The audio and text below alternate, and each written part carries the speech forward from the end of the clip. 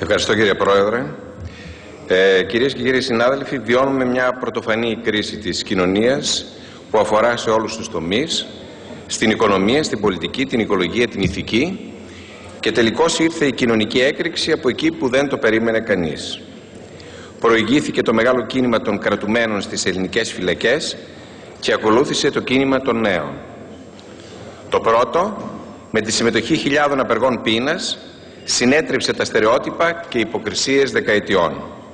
Το κίνημα αυτό δεν έγινε μόνο για τις συνθήκες κράτησης, αλλά έφερε στο προσκήνιο την αμφισβήτηση του εγκλισμού ως μέσο σοφρονισμού, το αίτημα για λιγότερη φυλακή, και επίσης κλονίστηκε η ηθική νομιμοποίηση του περιορισμού της ελευθερίας των παραβατών.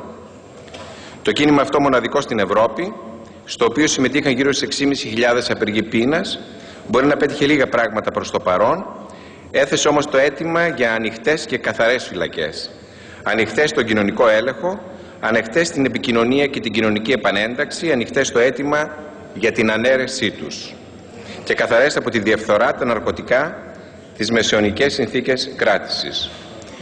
Για μια ακόμη φορά πρέπει να πούμε ότι στις φυλακές βρίσκονται εκείνοι οι παραβάτες που διέπραξαν αδικήματα που τιμωρούνται, γιατί υπάρχουν και αδικήματα που δεν τιμωρούνται, όπως είναι η καταπάτηση των δημοσίων εκτάσεων, η χωρίς όρους ασυδοσία των εμπορικών δραστηριοτήτων της Εκκλησίας, η ναυσιπλοεία κατάλληλων καραβιών που βυθίζονται και πνίγονται ναυτικοί και επιβάτες, ο θάνατος εργατών από τα εργατικά λεγόμενα ατυχήματα, που στην πραγματικότητα είναι δολοφονίες στο βωμό του μέγιστου κέρδους. Από την άλλη, είχαμε την αυθόρμητη έκρηξη της νεολαίας, που ευνηδίασε την πολιτική και οικονομική ελίτ, όχι μόνο της χώρας μας, αλλά και των ευρωπαϊκών χωρών. Και μπορούμε να πούμε ότι επέδρασε θετικά στις εξελίξεις στον ευρωπαϊκό χώρο. Κυρίες και κύριοι συνάδελφοι, νομίζετε ότι η υποχώρηση της γαλλικής κυβέρνησης και του Σαρκοζή στα αντιεκπαιδευτικά της σχέδια δεν συνδέεται με το κίνημα αμφισβήτησης στην Ελλάδα, όταν οι ίδιοι δήλωσαν ότι φοβούνται το ελληνικό παράδειγμα των κινητοποιήσεων? Με άλλα λόγια, υποχώρησαν γιατί φοβήθηκαν μη γίνει της Ελλάδας, όπως λέγανε. Ή μήπως η παταγώδης αποτυχία του νέου φιλελευθερισμού δεν έκανε προχθές το Ευρωκοινοβούλιο να απορρίψει τα σχέδια των κυβερνήσεων και της Κομισιόν για το 65ωρο που καταραγούσε το 48ωρο την εβδομάδα, το οποίο καθιερώθηκε το 1919? Κυρίες και κύριοι συνάδελφοι, βλέπετε πως οι κινητοποιήσεις δεν είναι ασκήσεις επαναστατικής γυμναστικής, φέρνουν αποτελέσματα. Γι' αυτό το λόγο εντείνεται η κρατική καταστολή που πρημοδοτείται από την αστυνομική ευθερεσία. Πού ακούστηκε, κυρίες και κύριοι συνάδελφοι, η ποινή που επιβλήθηκε στους αστυνομικούς της Ζαρντινιέρας να είναι εξαγοράσιμη με 5,5 ευρώ την ημέρα και μάλιστα με αναστολή? Έτσι τιμωρούνται τα όργανα της τάξεως που έστειλαν στο νοσοκομείο για 2 μήνες τον Κύπριο φοιτητή?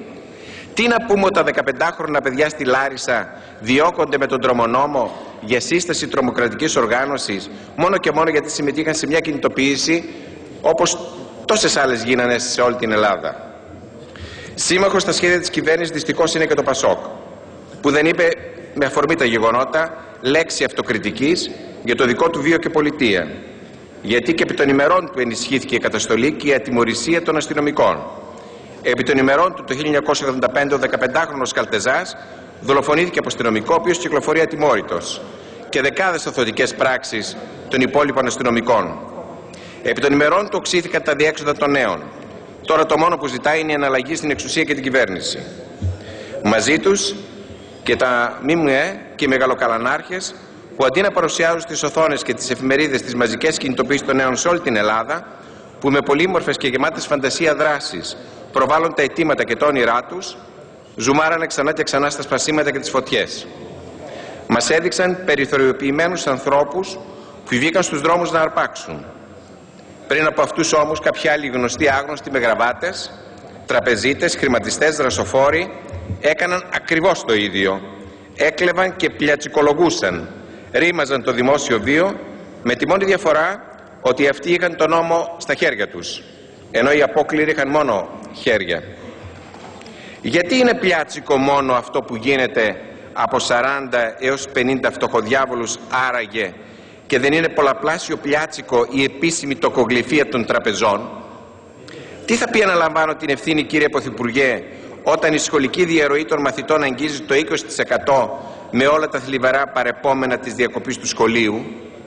Τι θα πει αναλαμβάνω την ευθύνη όταν οι οικογένειες των απολυμμένων από τα κλωστήρια Λαρναρά ή το εργοστάσιο της Ζήμης στη Θεσσαλονίκη θα κάνουν μαύρα Χριστούγεννα? Αυτό δεν είναι βία στην ψυχή και την αξιοπρέπεια αυτών των ανθρώπων? Κυρίες και κύριοι συνάδελφοι, βία δεν είναι μόνο αυτή που έχει κρότο και λάμψη. Η βία έχει πολλές μορφές και ποικίλη ένταση. Δεν είναι βία αυτή που ασκείται στους αρρώστους όταν δεν μπορούν να βρουν μονάδα εντατικής θεραπείας και πεθαίνουν αβοήθητοι? Όταν ο συνταξιούχος κλείνει ραντεβού στο ΙΚΑ μετά 3 ή 6 πολλές φορές μήνες για να εξεταστεί και δεν έχει λεφτά να πάει στο ιδιωτικό θεραπευτήριο, δεν είναι βία? Όταν τα παιδιά των τζιγκάνων παίζουν ξυπόλτα μέσα στις λάσπες που είναι οι αυλές σπιτιών από νάιλον και η πατήτιδα και η φυματίωση πάει σύννεφο, είναι βία ή όχι? Τα παιδιά που πεθαίνουν από ναρκωτικά γιατί γράφονται στις λίστες θανάτου γιατί δεν υπάρχουν μονάδες στο Κανά κατά δεκάδες, είναι βία ή όχι? Αλλά βλέπετε, αυτή η βία είναι αόρατη και δεν φτάνει μέχρι τις οθόνες της τηλεόρασης. Και όταν τόλμησαν 30 ακτιβιστές να σηκώσουν το πανό για 1 λεπτό στην ΕΡΤ την ώρα που μιλούσε ο Πρωθυπουργός, για να ζητήσουν τι? Να αφήσουμε τις πολυθρόνες και να βγούμε στον δρόμο, χαρακτηρίστηκαν ως βάνδαλοι. Τελικά μπροστά σε αυτό το ερμητικό ποτάμι αναζητούν εναγωνίως οι δυνάμεις της εξουσίας, κυρίες και κύριοι συνάδελφοι, εθνική συνένεση για να λειτουργήσει, λέει, το κράτος, να σταματήσουν οι βιοπραγίες, αφήνοντας το απειρόβλητο, το ανύπαρκτο κράτος δικαίου, τα ελεηλατημένα ασφαλιστικά δικαιώματα, τα προνόμια του μεγάλου κεφαλαίου. Να ξαναγυρίσουμε, λένε, στην προηγούμενη κατάσταση, στο ήσυχο και γαλήνιο καθεστώς των κοινωνικών ανισοτήτων, του ανύπαρκτου κοινωνικού κράτους, της λαιλασίας της δημόσιας περιουσίας. Ο Μπέρναρντ Μπρέχτ, θα ήθελα να πω, λίγο πριν ξεσπάσει ο δεύτερος παγκόσμιος πόλεμος, διαβλέποντας τη βουβού ηρεμία και την επίθεση στα δημοκρατικά δικαιώματα, πολύ λίγο κύριε Πρόεδρε σας παρακαλώ, και τις διώξεις που προετοίμαζαν το έδαφος για τον επερχόμενο πόλεμο, έγραφε: «Αυτοί που βρίσκονται ψηλά λένε, πόλεμος και ειρήνη είναι 2 πράγματα ολότελα διαφορετικά. Όμως η ειρήνη τους και ο πόλεμός τους μοιάζουν όπως ο άνεμος και η θύελλα. Ο πόλεμος γεννιέται από την ειρήνη τους, καθώς ο γιος από τη μάνα. Έχει τα δικά της απέσια χαρακτηριστικά. Ο πόλεμός τους σκοτώνει ό,τι άφησε όρθιο η ειρήνη τους». Αυτό που λέμε εμείς ως ΣΥΡΙΖΑ είναι ότι χρειάζεται η νεολαία να συνδεθεί με την εργατική τάξη και η κραυγή της να γίνει συγκροτημένος πολιτικός λόγος με σχέδιο, στόχους, πολιτική προοπτική και κατεύθυνση. Θα πρέπει να καταλάβουμε όλοι ότι οι κινητοποιήσεις της νέας γενιάς δεν αποτελούν μόνο μεγάλες εκδηλώσεις αντίστασης που τροφοδοτούνται από τα συσσωρευμένα προβλήματα και την αγανάκτηση που θέλουν τη νέα γενιά στο περιθώριο, αλλά εμπεριέχουν και μεγάλο θετικό φορτίο για ριζοσπαστικές αλλαγές και για την αλλαγή στην πορεία της χώρας. Για να γίνει αυτό, εμείς εκτιμούμε ότι χρειάζεται μια θετική αγωνιστική κατεύθυνση. Ο ΣΥΡΙΖΑ προτείνει στόχους που μπορούν να πραγματοποιηθούν δίνοντας θετική προοπτική στους αγώνες. Πολύ επιγραμματικά, πρέπει να γίνουν άμεσες αλλαγές για να μπει φρένο στην πολιτική του αυταρχισμού και της καταστολής, όπως αφοπλισμός των αστυνομικών στη διάρκεια των κινηματικών, συνδικαλιστικών και πολιτικών εκδηλώσεων, κατάργηση των ειδικών μονάδων, ΜΑΤΕΚΑΜ και των ειδικών σωμάτων ειδική φρουρή, απαγόρευση χρήσης των χημικών αερίων, το οποίο να πούμε επί τη ευκαιρία ότι αυτή η ιδιότυπη χημοθεραπεία δεν ξέρουμε τι επιπτώσεις θα έχει στην υγεία των παιδιών και των υπολείπων μετά από μερικά χρόνια, και πρέπει να γνωρίζουμε όλοι ότι η χρήση χημικών σύμφωνα με τον ΟΗΕ είναι βασανιστήριο. Τελειώνω 2 λέξεις κύριε Πρόεδρε.